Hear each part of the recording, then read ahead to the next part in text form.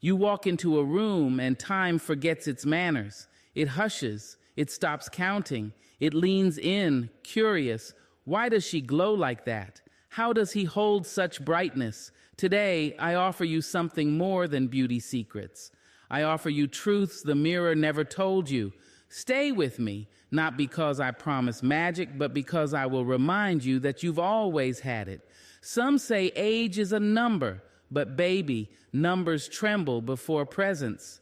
The first hidden reason, your spirit refuses to shrink. You've lived, oh, how you've lived, but you have not allowed the world to fold you.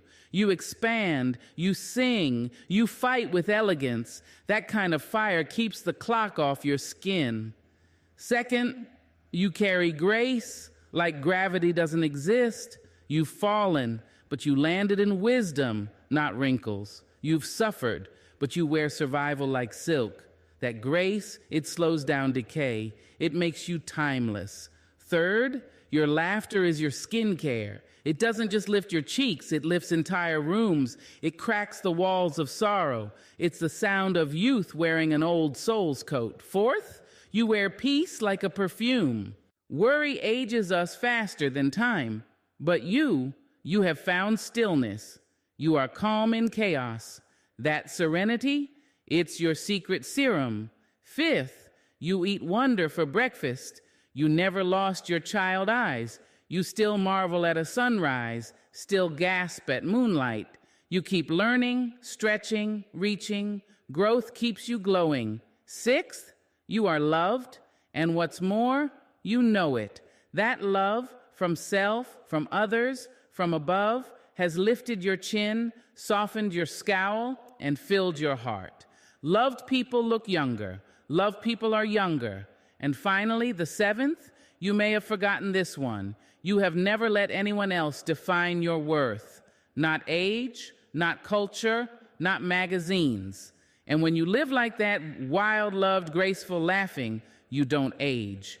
You evolve. So let the calendar tick. Let the mirror reflect. But know this, you are not defined by years. You are measured in wonder. You walk with a knowing that was carved long before you had a name. Not arrogance, not noise, but a quiet, pulsing truth inside your bones that says, I will not be made small. And in a world that profits from shrinking souls, trimming dreams, silencing laughter, straightening out the wildness of our wonder, you refuse to comply. The years have tried. Oh, they have tried. They brought their tools, their measurements, their rulers of too much and not enough. They came with labels that smelled like limitation and sounded like shame. Too loud, too sensitive, too bold, too ambitious, too old. They tried to wrap you in smaller and smaller expectations. They called it maturing, but it was really shrinking. They told you to settle, to hush, to tone it down. But something in you wouldn't, couldn't, didn't, because your spirit remembers when it ran free, when it sang before it spoke, when it danced before it walked.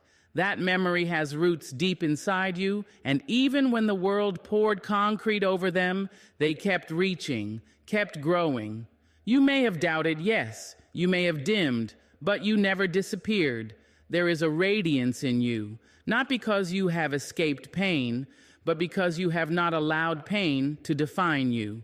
The truth is, some people are younger than their years because they are still curious, still tender, still open, and you, despite the scars, despite the weight, despite the long nights and short joy, have remained open. That's the secret the world doesn't know. Youth isn't in the skin, it's in the yes. The yes you give to life. The yes you whisper when no one is looking. The yes you offer to new beginnings, new risks, new joys. The yes to feeling, even when it hurts. The yes to loving, even when it's not returned. The yes to dancing, even when there's no music. See, it's not that age hasn't touched you. It's that your spirit never asked permission to grow dim. Your spirit walks like it still has dreams to chase, songs to write, love to give. You haven't let the calendar collect dust on your soul. You haven't let the world convince you that being grown means being jaded. You still find wonder in the ordinary. You look younger because your spirit is still awake. You say yes with your posture, with your presence, with your patience. You say yes with your eyes, still alert, still shimmering, still searching for light even in the shadows. You've become the kind of person who lights up a room without opening your mouth, who shifts the atmosphere simply by standing tall. And make no mistake, and standing tall is a revolution. Because this world will try to fold you. It will hand you disappointments like wrinkles. It will layer grief over joy like dust on a mirror. But you clean the mirror with memory. You polish it with defiance. You speak to it, I am still here. I still matter. Your youth is not an illusion. It's an act of resistance, a decision. Every morning you wake up and choose to try again, love again, dream again. You are choosing life. And life, when honored like that, has a way of clinging to you. There is a kind of strength that does not roar, does not flex, does not demand attention. It just is. It walks with grace and humility, but it's sharp as a sword. That strength is yours, that quiet fire, that sacred defiance, and it burns away fear better than time ever could. Some people search for the fountain of youth in pills, potions, or praise, but you found it in your own chest, in your own footsteps, in your own ability to remain soft in a world that hardens most. You kept your heart warm, your edges open. You have looked age in the face and smiled with no apology. You've stared down loss and kept singing. You've endured betrayal and kept giving. You've been bent by storms and kept blooming. That is why you look younger, because nothing about you has given up, because your spirit keeps growing like it forgot the rules, because your soul still believes in beauty, because your fire has outlived the wind. And that, my love, is what they see when they see you, a spirit that refuses to shrink. You do not walk, you glide, you do not fall, you land. Not because you've never stumbled, not because life hasn't pulled the ground from under you, but because you have learned how to descend with dignity and rise without complaint. Where others crash, you settle. Where others clench, you unfold. There is a way you move through the world that defies what the world expects. It isn't loud, it isn't flashy, but it is unmistakable. Your presence speaks without force. It bends without breaking. It gives but never disappears. That is not fragility. That is grace. You carry yourself like you've known the floor and still prefer the sky. Life has tried to weigh you down with its gravity, pulling at your confidence, your hope, your joy.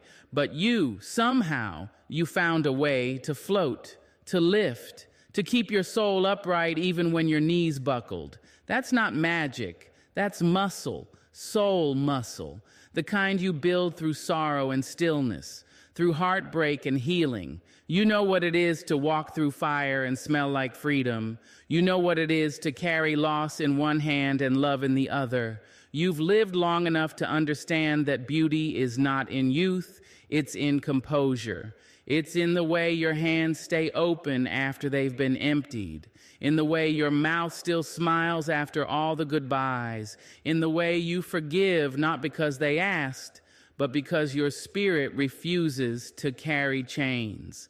That's what keeps you light. That's what keeps the years from showing. There's a stillness in you that isn't silence, it's wisdom. You've stopped chasing the world, not because you're tired, but because you've realized the world spins fast enough without your worry. You've learned to sit in the center of yourself and find peace there. And that peace becomes visible, like light on your skin. It softens your eyes. It smooths your movement. It slows the clock. Some people age because they carry every offense, every failure, every fear on their shoulders. You've learned the art of release. You've learned to shake the dust without cursing the road, to thank the lesson without repeating the pain, to part ways with what no longer fits, not with bitterness, but with reverence. That's what grace looks like. And grace is ageless. You do not compete. You don't have to. There is something in your walk that says, I already belong. And when people see that, they do a double take. Not because your face hasn't changed, but because your energy hasn't hardened. You move with the softness of someone who doesn't need to be first because she knows she's not late, who doesn't need to be loud because she knows her power lives in quiet places. You have learned to let go without losing, to surrender without shrinking, to accept without settling. That's the balance that makes people stop and wonder. What's different about them? They think it's skincare or luck or maybe genetics, but it's none of those things. It's the grace with which you carry everything you've been through. You've stopped demanding that life be fair and started choosing to be free. You've accepted that not every battle needs a soldier, not every wound needs a spotlight, not every injustice needs your peace, and that wisdom gives you weightlessness. Because what ages us is not time, but tension. And you have become the kind of person who unknots the tension before it hardens. You breathe through discomfort. You pause before you react. You don't have to prove your worth to rooms that never deserved your voice. That freedom, that lightness, it shows. And when the world is noisy, you return to yourself. You tend to your soul like a sacred space. You rest without guilt. You dream without deadline. You give without draining. That rhythm has slowed your aging more than any cream or correction ever could. People will say you're glowing, and they won't know it's because you cried your way to clarity, that you grieved so deeply you emptied out the parts of yourself that were never truly you, that you laughed even when the sky was gray, that you let go of who you thought you had to be, and that letting go made room for light. You've worn grief like silk. You've carried shame like mist. You've taken every heavy thing and turned it into poetry. And that's what keeps your back straight and your eyes bright. You don't live in a world without weight. You've just found your wings. And when gravity calls you down, you rise anyway, because grace doesn't stop you from falling. It teaches you how to rise beautifully. There is a sound that rolls out of you like sunrise over still water. It is not forced, not polite, not rehearsed. It bubbles up from somewhere deep, older than memory, wilder than manners. It is laughter, and not the kind that passes through the teeth like smoke. Yours comes from the bones, from the belly, from the places inside that still believe life can be beautiful, even when it's not behaving. You have laughed in rooms where you were told to whisper. You have laughed when you had every reason not to. You have laughed while tears were still drying on your cheeks. And that laugh, that radiant defiance, has kept you young in a way no science can explain. People think laughter is decoration, something you do after the work is done. But you know the truth. It is not an accessory. It is an anchor, a medicine, a rebellion. In a world built on speed and scarcity, your laughter slows time and multiplies abundance. It reclaims joy from the jaws of worry. It plants light in places long gone dark. That's why it shows on your face, why it lingers in your eyes, why people tell you you don't look your age without realizing that youth has been echoing from your laughter all along. You haven't just aged, you've danced through time. You've held heartbreak in one hand and humor in the other, and somehow managed to stay whole. It isn't that life hasn't tried to strip you, it has. And some days it succeeded, but your laugh came back.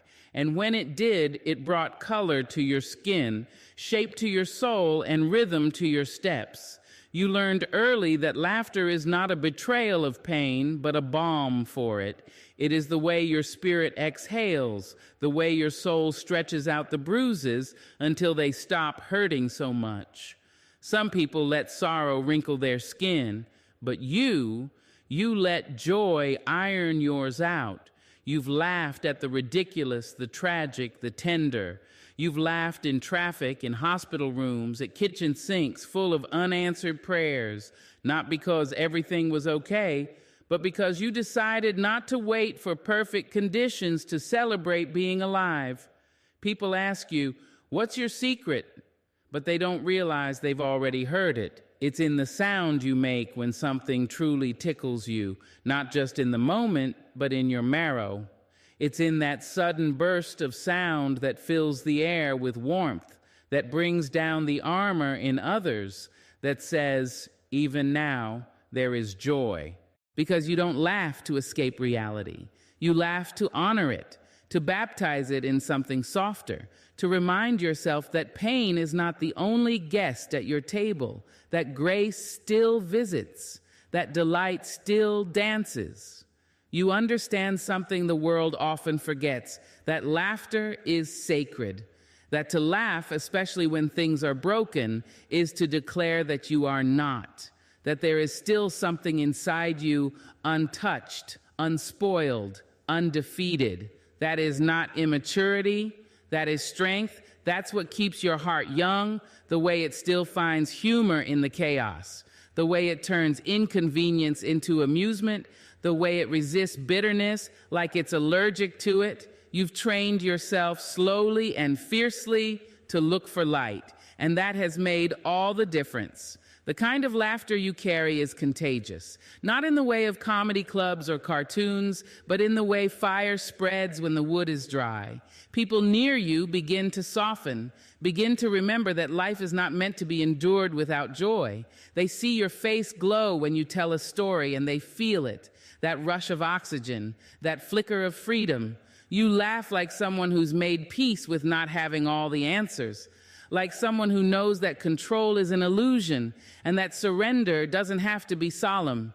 You've made joy your companion, not your reward. And when the world gets heavy, because it always will, you pull laughter close and say, "Let's get through this together." And it does. It lifts you. It doesn't erase the hurt, but it reminds you there's more to the picture. You didn't preserve your youth with silence. You preserved it with sound. Sound that came from survival. Sound that said, "I am still here." Sound that told sorrow, "You will not have the final word." And so your face does not wear the weight of time. It wears the memory of laughter. The joy tucked into creases. The music stitched into the corners of your smile. Not because you escaped the years, but because you refuse to carry them all. You laugh some of the pain away. And in that laugh, time lets you go. You step into a room and something shifts. It's not your clothes. It's not your voice. It's something quieter, something deeper. It clings to the air around you like jasmine at dusk. Soft, familiar, hard to name, but impossible to ignore. It is peace. And you wear it like a signature, not sprayed on, not temporary, but lived in, stitched through every fiber of your being. You didn't buy this peace, you didn't borrow it, you became it. It wasn't always so. There were years when storms found you easily, inside and out. When your breath came short, your thoughts raced, your chest stayed tight. You know what it is to lose sleep to questions with no answers. You felt the ache of holding too much and still being told to smile. But somewhere between the breakdowns and the rebuilding, you learned the art of being still. You began to put down what was never yours to carry. You stopped answering to every knock at the door of your nervous system. And slowly, the noise quieted, the wind calmed, and in its place bloomed something rare. Now, when people look at you, they see someone unbothered, but they don't always see the journey that got you there. They don't see the nights you sat alone and sorted through the rubble of your thoughts, the mornings you forced your shoulders to unclench, your jaw to release. They don't see the prayers whispered, the breaths counted, the boundaries drawn. They just see the result, the softness, the glow, the ease. They think it's luck. They think it's nature, but it's neither. It's practice. You've trained yourself to walk away from chaos that doesn't belong to you. You've become fluent in silence, not the cold kind, but the sacred kind. You know how to hold space without holding pain. You've stopped confusing reaction with power, and you've learned that the loudest voice in the room is often the most afraid. You don't need to raise your voice to be heard. Your peace speaks for you. You've learned that peace is not passive. It is not weak. It does not mean smiling through disrespect or tolerating what wounds you. No, the peace you wear is fierce. It has teeth. It knows when to walk out, when to let go, when to close the door gently but firmly. And still, it smells like grace. It feels like exhale. It rests like truth. You didn't just decide to be peaceful. You chose over and over not to let other people's storms determine your weather. You chose not to internalize what wasn't yours. You stopped setting yourself on fire to warm people who would still complain about the smoke. And that choice, it changed your face. Stress, you see, is not just a feeling, it's a sculptor. It leaves its fingerprints in the creases of the brow, the tightness of the mouth, the heaviness around the eyes. But peace is a healer. It smooths what worry would carve. It lifts what tension would pull down. It lets light return to your skin like a sunrise on water. That is why you look as you do, not just youthful, but rested, not just rested, but whole. Because peace is more than a feeling. It's a way of standing. It's the way you open your hands when others clench theirs. The way you listen, not to respond, but to understand. The way you keep your power by not giving it away to every petty insult, every imagined offense. And when people are around you, they notice something they can't quite explain. Their own breath slows. Their shoulders loosen. They laugh more freely. They feel safe. That's what your peace does. It calms the room before you even speak. It reminds others what is possible, what is available, when we stop living from our wounds and start living from our worth. Your peace tells a story that you survived without hardening, that you healed without hiding, that you found quiet without running from the world. You don't escape life. You face it and you soften it. You carry beauty in the pauses. You bring warmth to the stillness. You move with the kind of gentleness that only the strong can afford. And the most miraculous part, you offer that peace without needing credit. You leave it behind like a fragrance, not so people will praise you, but so they'll remember just for a moment that calm is contagious. So when people ask why you don't look your age, they're asking the wrong question. They should ask how you've made it this far without bitterness. They should ask what it feels like to walk through fire and not smell of smoke. They should ask how it's possible that in a world addicted to urgency, you chose ease. And not only chose it, you became it. You feed yourself differently than most. Not just with greens or grains or glasses of water, though you've learned to honor your body, but the real fuel, the kind that keeps your spirit bright and your skin alive, is wonder. You rise each day and choose to nourish yourself with awe, not the big, loud kind, not fireworks or fortune or fame, but the small, sacred marvels that others miss. A sudden breeze through a cracked window, the way the sun scatters itself across the kitchen floor like gold dust, the quiet of early morning when the world hasn't yet remembered its noise. These are the meals that fill you. You've kept your curiosity fed, even when the world tried to starve it. You refuse to let cynicism take root where your questions once lived. You still ask why, still ask what if, still pause to stare when the sky turns strange or the trees seem to whisper. You've never outgrown your sense of amazement, and that is what makes you glow. You consume beauty like it's necessary, because it is. You feast on the laughter of strangers, on the kindness in someone's eyes, on the mystery of a child's mind. You drink poetry like water. You taste music in your marrow. And when the world tastes bitter, you find something sweet to hold on to. That is how you stay young. It's not denial. You know the world is bruised. You've carried grief in your body and heartbreak in your hands, but you never let it take your appetite for wonder.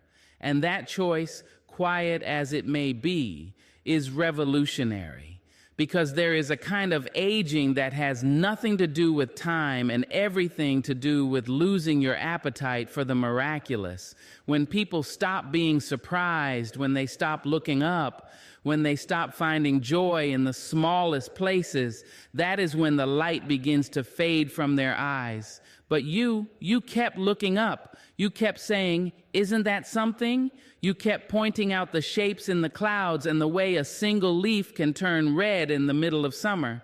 You kept touching the world with reverence. You learned that wonder is not childish. It is ancient, it is holy, and it is essential.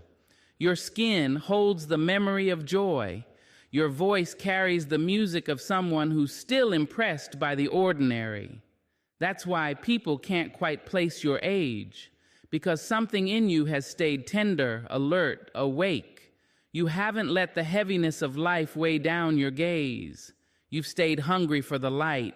You eat moments slowly. You savor time. You don't just pass through your days, you dwell in them. That mindfulness, that willingness to see again and again what others overlook keeps your soul bright.